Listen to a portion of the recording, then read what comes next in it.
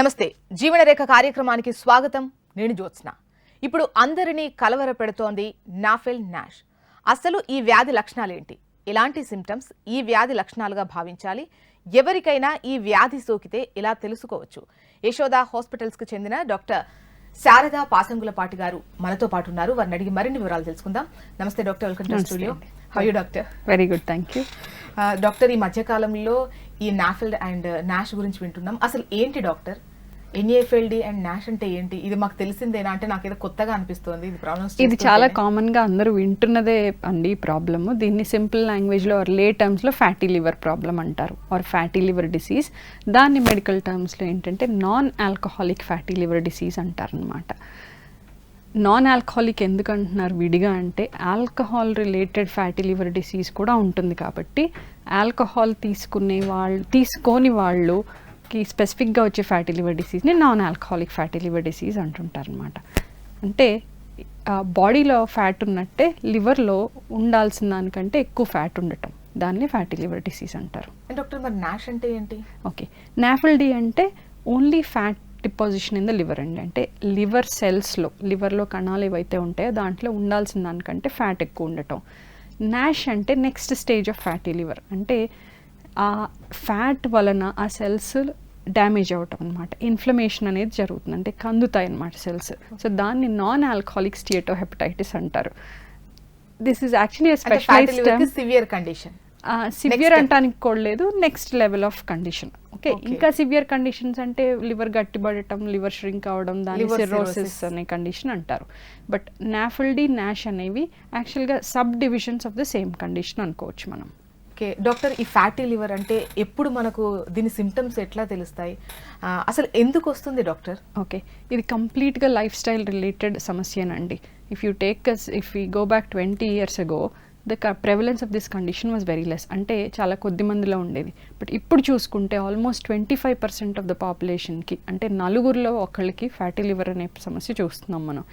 More so urban ఏరియాస్లో ఉండే వాళ్ళకి, అంటే సిటీ డ్వెల్లర్స్కి ఎక్కువ ప్రాబ్లం ఉంటుందన్నమాట. విలేజర్స్లో కొంచెం ఇంకా యాక్టివిటీ లెవెల్ మెయింటైన్ చేస్తున్నారు కాబట్టి వాళ్ళకి మనకు వచ్చిన లైఫ్ స్టైల్ ప్రాబ్లమ్స్ అన్నీ రాలేదు కాబట్టి ప్రాబ్లమ్స్ అనొచ్చు. ఏంటంటే the downside of development అనొచ్చు. Because we are becoming more relaxed and మన ఫిజికల్ యాక్టివిటీ తగ్గిపోవటం వలన వేరే లైఫ్ స్టైల్ చేంజెస్ అంటే ఫుడ్లో అండ్ ఎక్సర్సైజ్లో లోపాలు ఆర్ చేంజెస్ రావడం వలన వచ్చే కండిషన్ అండి ఇది. ఎటువంటి సిమ్టమ్స్ లేకపోవచ్చు అండి ఈ కండిషన్లో.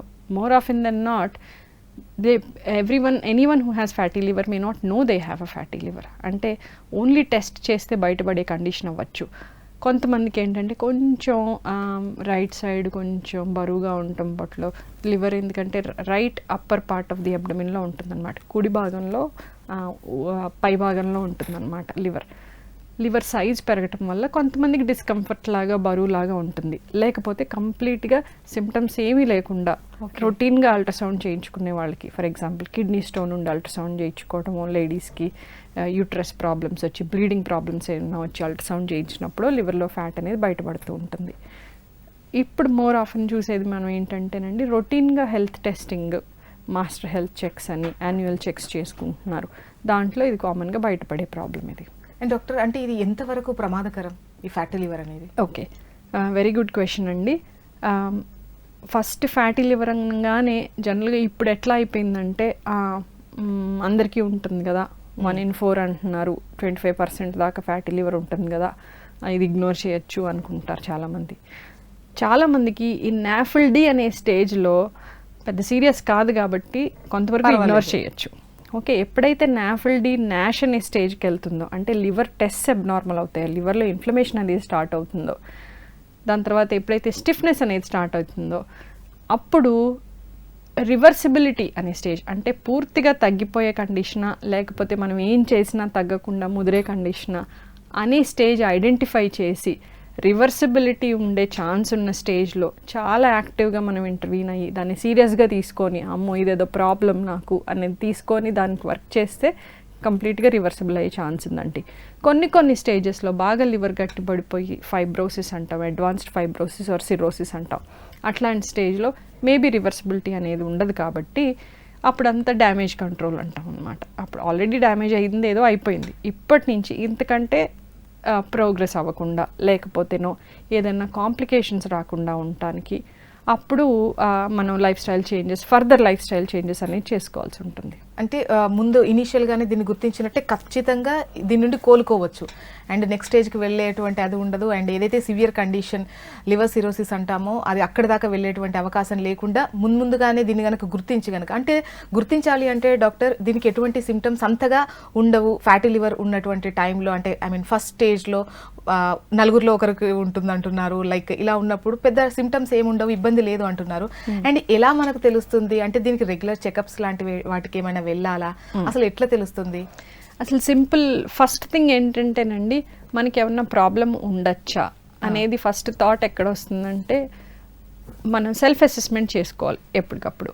మనం ఓవర్ వెయిట్ ఉన్నామా, మన హెల్త్ ప్రాక్టీస్ ఎట్లా ఉన్నాయి, మన డైటరీ ప్రాక్టీసెస్ ఎట్లా ఉన్నాయి, మనం ఆహారం ఎటువంటిది తీసుకుంటున్నాం, మనం ఏమైనా రెగ్యులర్ ఎక్సర్సైజ్ తీసుకుంటున్నాం, ఆ మాత్రం ఫస్ట్ సెల్ఫ్ అసెస్మెంట్ అనేది చేసుకోవాలి. బిఎంఐ క్యాల్కులేటర్స్ అని ఉంటాయి. హైట్ వెయిట్ని బట్టి మన బిఎంఐ బాడీ మాస్ ఇండెక్స్ అనేది ఎంత ఉంది అని చూసుకోవడానికి చాలా ఫ్రీ క్యాల్కులేటర్స్ ఉంటాయి ఆన్లైన్. సో మనం ఏ రేంజ్లో ఉన్నాం, వెయిట్ ఏ రేంజ్లో ఉన్నాం, బిఎంఐ క్యాల్కులేటర్ చాలా స్పెసిఫిక్ కట్ ఆఫ్స్ ఉంటాయండి. BMI 25 and below is healthy weight. BMI from 25 to 30 is overweight. From 30 and above is obesity. చాలా క్లియర్ కట్ గైడ్ లైన్స్ ఉన్నాయి. In fact when comes to guide lines మనం కొంచెం unfortunate, మన south east Asians స్పెసిఫిక్గా మన genetics ఏంటంటే మనం తక్కువ వెయిట్ ఉన్న వాళ్ళకి కూడా ఫ్యాటీ లివర్ వస్తుంది, తక్కువ వెయిట్ ఉన్న వాళ్ళకి కూడా డయాబెటీస్ వస్తుంది. ఇప్పుడు అబ్రాడ్లో చూసుకుంటే for example if you look at white person, వాళ్ళకి బిఎంఐ 30 ఉంటే వాళ్ళకి డయాబెటీస్ రిస్క్ వస్తుంది. మనకి బిఎంఐ 23.9కే డయాబెటీస్ రిస్క్ స్టార్ట్ అయిపోతుంది. అంటే మనము వెస్టర్న్ కట్ ఆఫ్స్ని కాకుండా ఇంకా ముందు జాగ్రత్తలు తీసుకోవాలి మనం. అంటే ఇంకా మనం ఆ రేంజ్ వెయిట్లోకి వెళ్ళక ముందే మనకి ఫ్యాటీ లివర్ వచ్చే అవకాశం ఉందా, మనకి షుగర్ వచ్చే అవకాశం ఉందా అనేది ముందుగానే చేసుకోవాలి. So first of all weight ఒకటి మానిటర్ చేసుకోవాలి. ఓకే, ఓవర్ వెయిట్ ఉన్నాను, ఓకే లెట్ మీ సీ బాడీలో ఏమైనా చేంజెస్ వస్తున్నాయా. ఎస్పెషలీ అబౌవ్ 40 అండి, ప్రతి ఒక్కళ్ళు రొటీన్ హెల్త్ చెక్ చేయించుకుంటే మంచిది. రొటీన్ హెల్త్ చెక్ అంటే ఇన్ని బ్లడ్ టెస్టులు చేయించేసుకోవటం అనే కాదు, బీపీ చెక్ చేయించుకోవటం, that is a basic thing. So metabolic syndrome అంటాం. మెటబాలిక్ సిండ్రోమ్ అంటే high BP, high cholesterol, obesity, diabetes, ఇవి 4 కలిపి వస్తూ ఉంటాయి అన్నమాట, ప్యాకేజ్ లాగా వస్తూ ఉంటాయి. ఈ 4 ఉన్న వాళ్ళకి ఫ్యాటీ లివర్ అనేది చాలా కామన్గా ఉండే అవకాశం ఉంటుంది. ఎందుకంటే ప్యాకేజ్ అన్నట్టు చెప్పాను కాబట్టి. ఎందుకంటే బాడీలో వెయిట్ ఎక్కువ ఉండటం మూలాన, ఫ్యాట్ ఎక్కువ ఉండటం మూలాన, ఆ ఫ్యాట్ పర్టికులర్గా వెళ్ళి లివర్లో డిపాజిట్ అవ్వటం మూలాన ఫ్యాటీ లివర్ అనేది వస్తుంటుంది. డాక్టర్, ఇంతకుముందు మీరు ఒక ప్యాకేజ్ లాగా చెప్పినప్పుడు డయాబెటీస్ గురించి కూడా చెప్పారు కదా, అంటే ఎల్ఎఫ్టీ నార్మల్ ఉన్నటువంటి వాళ్ళకు కూడా డయాబెటీస్ ఉంది, ఎల్ఎఫ్టీ నార్మల్ ఉన్న వాళ్ళకు కూడా ఈ ఫ్యాటీ లివర్ నాష్ వచ్చేటువంటి ఛాన్సెస్ ఉన్నాయా? Okay, so first of all అండి, ఎల్ఎఫ్టీ అనేది లివర్ ఫంక్షన్ టెస్ట్ అంటాం. ఇది కామన్గా రొటీన్ ప్యాకేజెస్లో వచ్చే బ్లడ్ టెస్ట్. లివర్ ఎట్లా పనిచేస్తుందో, లివర్ ఏమన్నా కందిందా అని చెప్పే టెస్ట్. జాండీస్ లెవెల్ కూడా చెప్తుంది ఉంటుంది ఆ టెస్ట్లో, బిలిరూబిన్ అనే లెవెల్. ఎల్ఎఫ్టీ నార్మల్ ఉన్నా కానీ ఫ్యాటీ లివర్ ఉండొచ్చండి. ఎందుకంటే మనం ఇందాక అనుకున్నాం నాఫిల్డీ అన్నాం. అంటే ఏంటి, ఓన్లీ ఫ్యాట్ ఉంటుంది, fat has not started causing any damage, fat is sitting there, but excess fat is sitting there. So ఉండాల్సిన 5%, లెస్ దెన్ 5% లివర్ ఫ్యాట్ కంటే ఇంకెక్కువ ఉంది. ఒక్కొక్కసారి 20-30% ఆఫ్ లివర్ కూడా ఫ్యాటీ ఉంటుంది కొంతమందికి. సో అట్లా ఉన్నా కానీ ఆ నాష్ అనేది స్టేజ్ స్టార్ట్ అవ్వలేదు అనుకోండి, అంటే ఆ ఇన్ఫ్లమేషన్ అనేది స్టార్ట్ అవ్వలేదు అనుకోండి, ఎల్ఎఫ్టీ కంప్లీట్లీ నార్మల్ ఉండొచ్చు. ఓకే, సో అల్ట్రాసౌండ్ కూడా చాలా important part of investigation. Only ఎల్ఎఫ్టీయే కాకుండా అల్ట్రాసౌండ్లో ఫ్యాటీ లివర్ ఉంటే యూజువల్గా గ్రేడింగ్ కూడా ఇస్తారండి చాలా మటుకు రిపోర్ట్స్లో, గ్రేడ్ 1, గ్రేడ్ 2, గ్రేడ్ 3 అనేది. అంటే గ్రేడ్ 1, గ్రేడ్ 2 అంటే ఎగ్జాక్ట్గా మనం వరీ అక్కర్లే గ్రేడింగ్కి.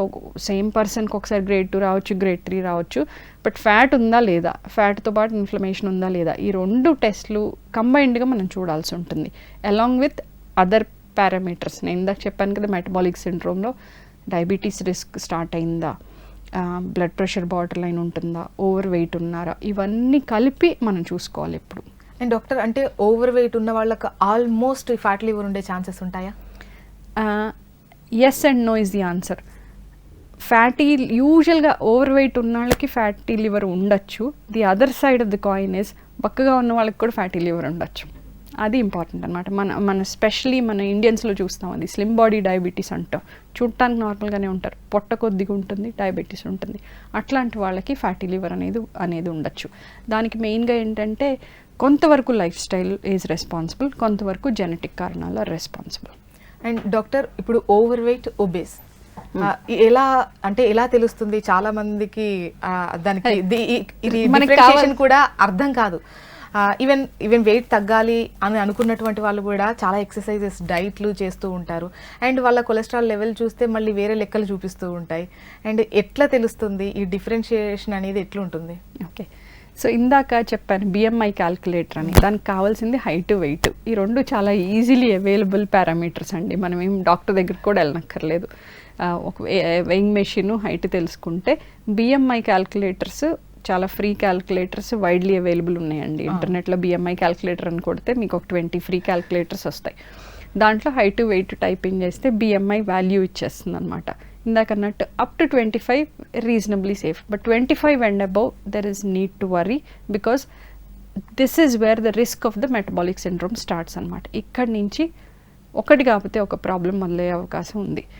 30 దాటిందనుకోండి obese, but frankly speaking when BMI 30 ఉన్నప్పుడు ఇంట్లో వాళ్ళన్నా చెప్తుంటారు, డాక్టర్ దగ్గర పోనక్కర్లా మీరు ఓవర్ వెయిట్ ఉన్నారని చెప్పడానికి. తోడుండే వాళ్ళు ఎవరన్నా చెప్తారు కదా ఓవర్ వెయిట్ ఉన్నారు అని చెప్పి. ఏంటంటే BMI తెలుసుకోవటం ఆర్ వెయిట్ తెలుసుకోవటం, it is just making people aware. It is just making people aware we are overweight. Okay, we need to do something about it. Or there is a target that is provided. Okay, ఇప్పుడు నా BMI 30 ఉంది, నేను 28కి తగ్గాలంటే నేను ఎన్ని kilos తగ్గాలి అనే awareness create చేస్తాయి ఇవన్నీ. అండ్ డాక్టర్, ఇప్పుడు డయాబెటీస్, బీపీ, ఒబేస్ ఇది ఎట్లయితే ప్యాకేజ్ ఉందో, ఒక్క ఒబేసిటీ ఉంటే చాలు ఆ తర్వాత అన్నిటిని ఇన్వైట్ చేస్తుంది అని చెప్పేసి కూడా అంటూ ఉంటారు. అప్పుడు సో మెనీ ప్యాకేజెస్ స్టార్ట్ అయ్యేటువంటి సిచ్యువేషన్ ఉంటుంది. అయితే ఏంటంటే చాలా మంది తగ్గాలి అని చెప్పేసి సో మెనీ డైట్స్ ఫాలో అవుతూ ఉంటారు, ఎక్సర్సైజెస్ అంటారు. బట్ అంటే ఎంత పర్టికులర్గా చేసినప్పటికీ రిజల్ట్ మాత్రం వాళ్ళకి కనిపించదు. సో కొంతమంది సర్జరీస్ కోసం కూడా వెళ్తూ ఉంటారు. ముఖ్యంగా ఇప్పుడు ఈ సిచ్యువేషన్లో మన టాపిక్ కూడా రిలేట్ అయ్యేది ఏంటంటే ఖచ్చితంగా వెయిట్ తగ్గాలి అని కూడా మీరు సజెస్ట్ చేస్తూ ఉంటారు. మరి అలా తగ్గలేని వాళ్ళ కోసం ఏంటి పరిస్థితి? అంటే ప్రిఫర్ చెయ్యొచ్చా బ్యారియాట్రిక్ సర్జరీస్ లైక్ అట్లాంటివి preferable? I think first weight లాస్కి మోర్ కామనర్ రూట్స్ చూద్దామండి. ఫస్ట్ ఏంటంటే కామన్గా చేసేది డైటింగ్. బట్ జనరల్గా ఏంటంటే డైటింగ్లో చాలామంది యోయో డైట్స్ చేస్తుంటారు. అంటే ఈ డైట్ ట్రై చేద్దాం, ఆ డైట్ కూడా సరిపడిన కాలం ట్రై చేయరు, 1-2 వీక్స్ చేద్దాం, క్రాష్ డైట్ అంటారు. ఒక 5 కిలోస్ తగ్గిపోవాలి, let me do it in 1-2 weeks. Weight loss కూడా చాలా గ్రాడ్యువల్గా ఉండాలండి. డయాబెటీస్ ప్రివెన్షన్కి, ఫ్యాటీ లివర్ ప్రివెన్షన్కి జనరల్గా not more than 1.5 kilo week. ఇప్పుడు ఇంకా చాలా క్రాష్ డైట్ చేస్తూ ఉంటారు, సడన్గా డీహైడ్రేట్ అయిపోయి 3-4 కిలోస్ కూడా 1 వీక్లో తగ్గిపోతుంటారు. అలాంటివి పని చేయవండి. ఏ డైట్స్ పని చేయవు, డయాబెటీస్కి పని చేయవు, ఫ్యాటీ లివర్కి పని చేయవు.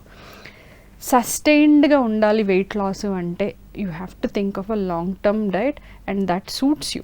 అంటే మనం చాలా అగ్రెసివ్గా కీటో డైట్ అనో లేకపోతే ఇంకో అట్కిన్స్ డైట్ అనో రకరకాల డైట్స్ ఉంటాయి.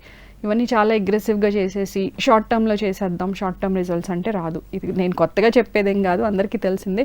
బట్ డెఫినెట్గా అండి లో కార్బోహైడ్రేట్ డైట్, లో ఫ్యాట్ పక్కన పెట్టేసేయండి. Low carbohydrate with normal amount of fat and high amount of protein tends to work best for fatty liver disease. అంటే it's mainly the carbohydrate.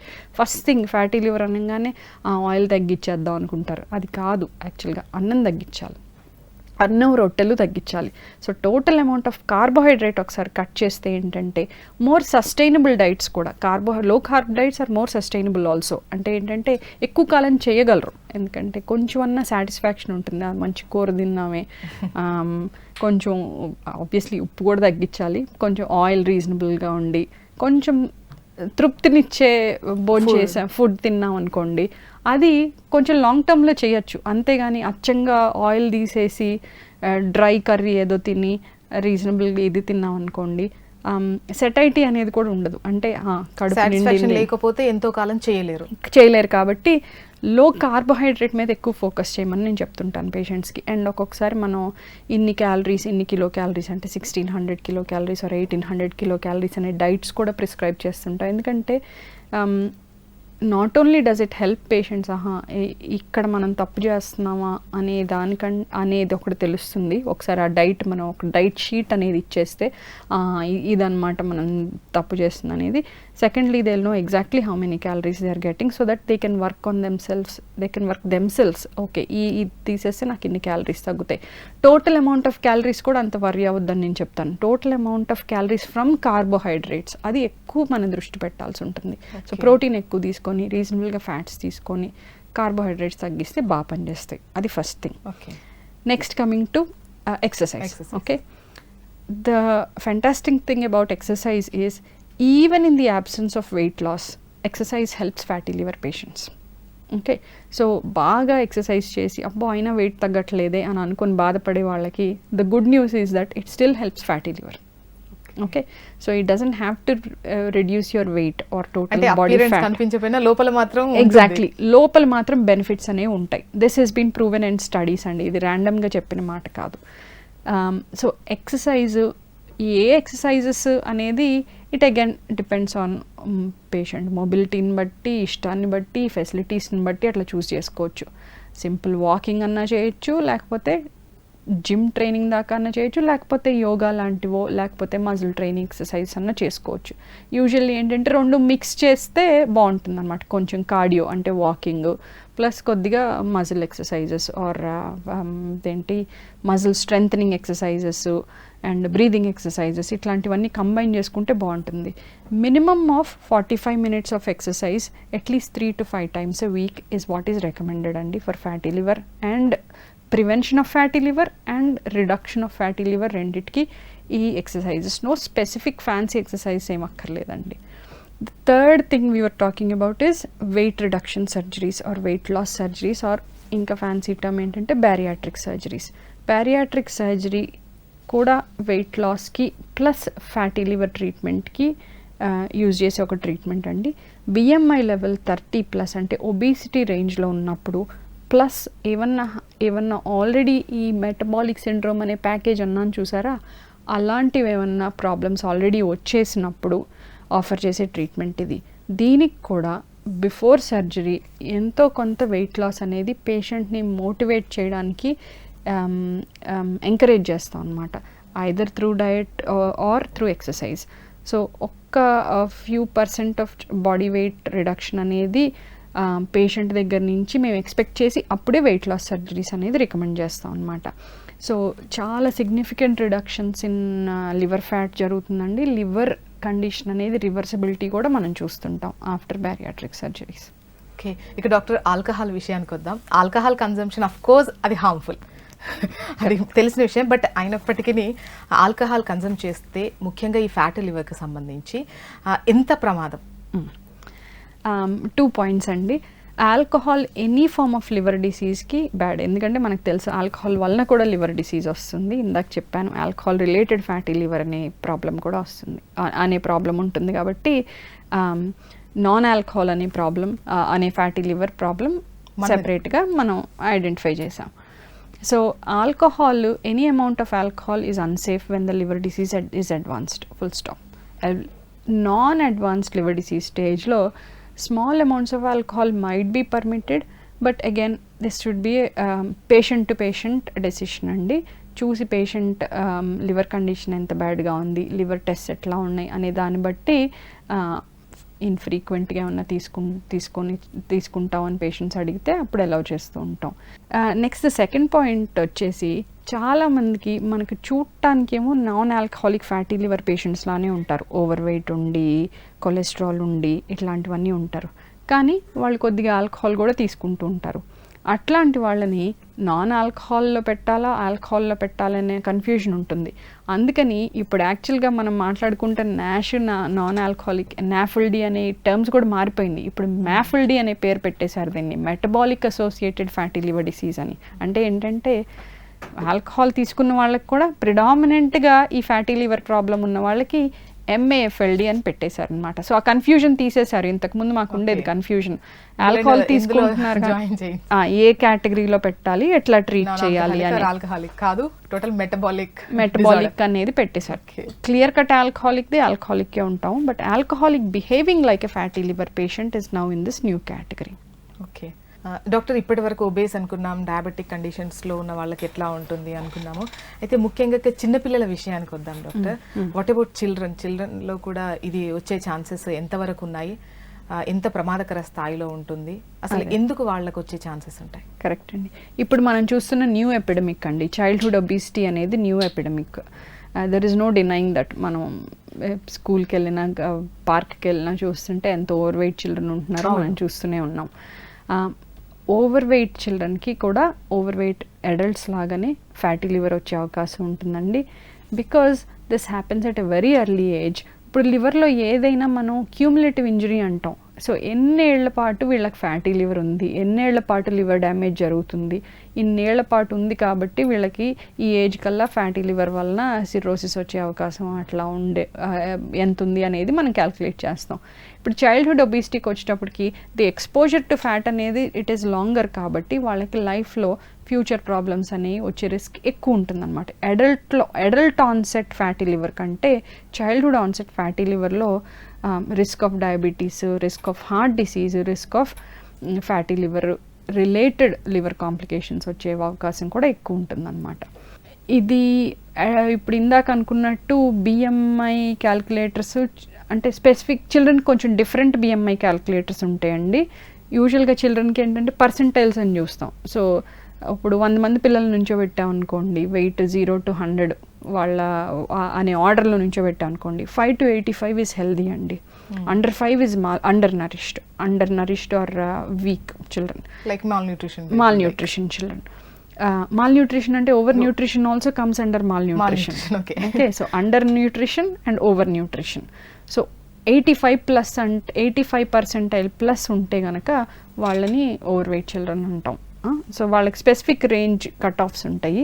So 85+ ఉంటే they have a high risk of developing fatty liver disease అండి, and fatty liver related complications later on. So early identification is crucial here in children. And doctor, ఒకటి మీరు చెప్పిన దాన్ని బట్టి చాలా క్లియర్గా అర్థమవుతోంది, ఇది లైఫ్ స్టైల్ డిసీజ్ అని చెప్పొచ్చు. అయితే ఇది వంశపారంపర్యంగా కూడా వచ్చేటువంటి అవకాశాలు ఉన్నాయా?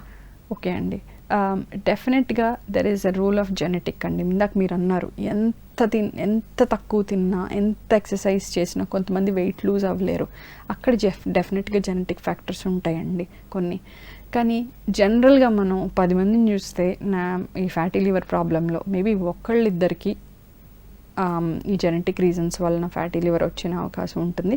But generally most of the time this is a life style related issue అండి. అండ్ డాక్టర్, దీనికి ట్రీట్మెంట్ ఏ విధంగా ఉంటుంది డాక్టర్? అంటే చాలా రకాల జబ్బులకు చూస్తూ ఉన్నాము, లాంగ్ టైం ట్రీట్మెంట్ కొనసాగుతూ ఉంటుంది, దీర్ఘకాలంగా ఉంటూనే ఉంటుంది. And what about this fatty లివర్కి ఎట్లుంటుంది? లైఫ్ స్టైల్ రిలేటెడ్ ప్రాబ్లం కాబట్టి lifestyle modification is the first treatment అండి. Absolutely the first treatment, and the treatment that works best, and the treatment that is most dissatisfying for the doctor. Okay, ఎందుకంటే patient చాలా effort పెట్టాలి, పేషెంట్స్కి కూడా satisfaction ఉండదు, బోల్డంతా work చేయాలి. కాబట్టి మాకు లిమిటెడ్ ఆప్షన్ ఉంటుంది lifestyle modification. We can only advise, we can't make the patient lose weight. So first of all is lifestyle modification, both diet and exercise. Diet is often prescribed by doctors ఎందుకంటే ఎంత calorie reduction, ఎంత carbohydrate reduction ఉంటే మనం weight loss achieve చేయగలమని. Usually aim for 5 to 10% of body weight loss అండి. అప్పుడు significant fat reductions in the liver జరుగుతాయి.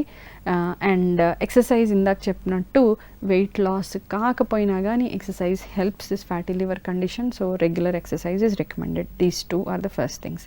And ఇందాక చెప్పినట్టు I really want to stress the point, it is the low carbohydrate diet, లో sugar diet that matters more.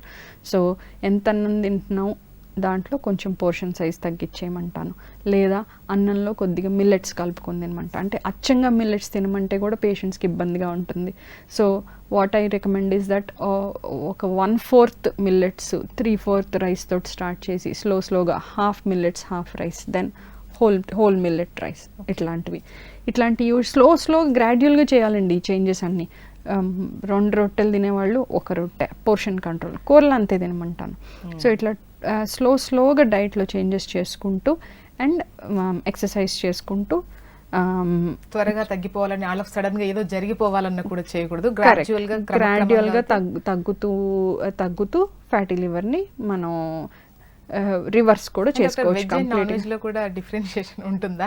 అంటే చాలా మంది ఆ విధంగా కూడా ఆలోచిస్తారు. కార్బ్స్ అయితే తగ్గిస్తారు, at the same time veg and non veg లో కూడా ఆలోచిస్తూ ఉంటారు. యూజువల్ గా అండి ప్రోటీన్ ఫుడ్ తీసుకోమని చెప్పి I have to disagree with you. Fatty liver గానే ఆయిల్ ఒకటి తగ్గించేస్తారు, నాన్ వెజ్ కూడా తగ్గించేస్తారు, అన్నం తగ్గించారు మన వాళ్ళు, ఎస్పెషలీ మన తెలుగు వాళ్ళు.